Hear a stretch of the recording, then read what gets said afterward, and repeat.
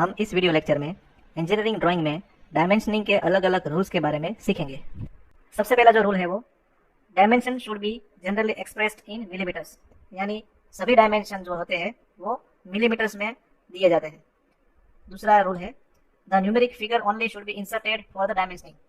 Figure में आप देख सकते हैं कि डायमेंशन देने के लिए ओनली वैल्यू ही लिखी गई है, उसके पीछे उसका यूनिट लिखा नहीं है। एग्जाम्पल के तौर पे 25, 30, 15, 60, 15, 15, 45 ये सभी जो डायमेंशन लिखे गए हैं उसके पीछे उसका यूनिट लिखा गया नहीं है, मगर by default as per rule हमें ये एक्सेप्ट करना है कि ये जो वैल्यू है उसका यूनिट जो है वो मिलीमीटर है। Third rule, to show that all dimensions in the drawing are in millimeters, it is usually written on the drawing sheet all dimensions are in mm। यानी जब भी हम कोई ड्राइंग ड्रॉ करें तो उस ड्राइंग के अंदर हमें एक जगह कोने में all dimensions are in mm ये लिखना है, ताकि हमें हर डायमेंशन के पीछे उसका यूनिट लिखने की जरूरत ना रहे। चौथा rule, the placing of dimension inside view should be avoided. आप देख रहे हैं कि ये जो ऑब्जेक्ट दिया गया है, इस ऑब्जेक्ट के बाहर सभी डायमेंशन जो है वो दिए गए हैं, ताकि जो ऑब्जेक्ट है वो हमें क्लियर हो सके। Use extension line for giving the dimension, इसलिए ऑब्जेक्ट के बाहर डायमेंशन देने के लिए एक्सटेंशन लाइन का यूज होता है। There should not be repetition of dimension. छठा रूल जो है वो ये है कि ऑब्जेक्ट में कोई भी डायमेंशन जो है वो रिपीट नहीं होना चाहिए।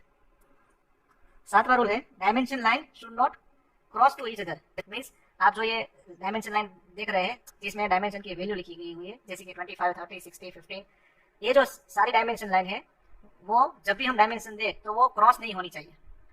आठवां रूल है if number of dimension is to be shown on one side, smaller dimension should be near to object line.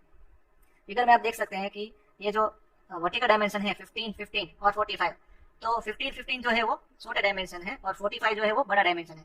ठीक है, तो एज पर द रूल मैंने जो छोटा डायमेंशन है वो ऑब्जेक्ट लाइन से करीब ड्रॉ किया है और जो बड़ा डायमेंशन है 45 वो ऑब्जेक्ट लाइन से दूर दिया गया है। अगर ये रूल हम फॉलो करें तो बाय डिफॉल्ट डायमेंशन लाइन जो है वो एक दूसरे से क्रॉस नहीं होगी।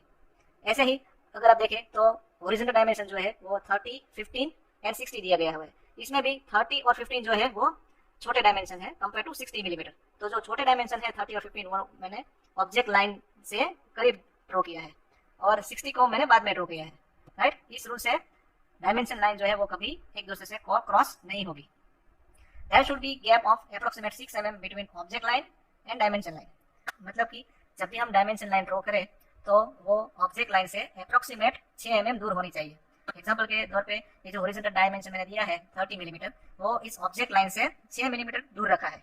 ठीक है, ऐसे ही वर्टिकल डायमेंशन अगर आप देखें ये जो 15 mm एंड 15 mm है वो भी इस वर्टिकल ऑब्जेक्ट लाइन से 6 मिलीमीटर दूर है। For diameter symbol 5 and for radius symbol R is used before the numeric value of the dimension।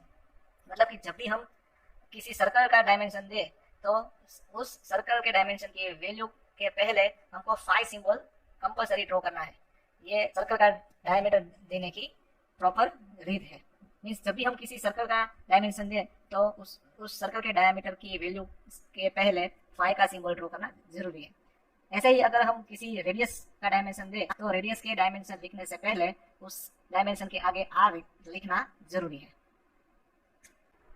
इस स्लाइड में आपको अलग अलग डायमेंशन की अरेंजमेंट दी गई हुई है, वो हम बारी बारी देखेंगे। सबसे पहला है वो है चेन डायमेंशनिंग। आप फिगर में देख सकते हैं कि सभी डायमेंशन जो दिए गए हुए हैं वो एक लाइन में दिए हैं, इसलिए इसको चेन डायमेंशनिंग बोलते हैं। दूसरा जो अरेंजमेंट है वो है पैरेलल डायमेंशनिंग। मीन्स सभी डायमेंशन जो है वो एक दूसरे से पैरेलल है। ठीक है, third one dimension of radius. अगर आप देखें तो इस ऑब्जेक्ट में काफी सारी रेडियस दी गई हुई है और सभी रेडियस के डायमेंशन के आगे आर लिखा है। सो ये जो मेथड है वो रेडियस को दिखाने की प्रॉपर रीत है। चौथा जो है वो है डायमेंशन ऑफ सर्कल। अगर आप देखें तो जो सबसे पहला जो सर्कल का डायमीटर है वो है 10 mm। तो 10 mm बहुत छोटा डायमेंशन होता है, अगर वो हम ऑब्जेक्ट के अंदर लिखना चाहें तो काफी दिक्कत होगी। तो जब हम छोटा डायमीटर देना चाहें तो उसको इस तरह से सर्कल से बाहर भी लिख सकते हैं। सेम वे अगर आप 15 mm डायमीटर का डायमेंशन देखें तो 15 mm भी एक छोटा ही डायमेंशन है, तो उस डायमेंशन को देने के लिए हम एक्सटेंशन लाइन यूज करके वो डायमीटर दिखा सकते हैं। ठीक है, और जो थर्ड वन है वो सर्कल का डायमीटर जो है वो 30 mm है।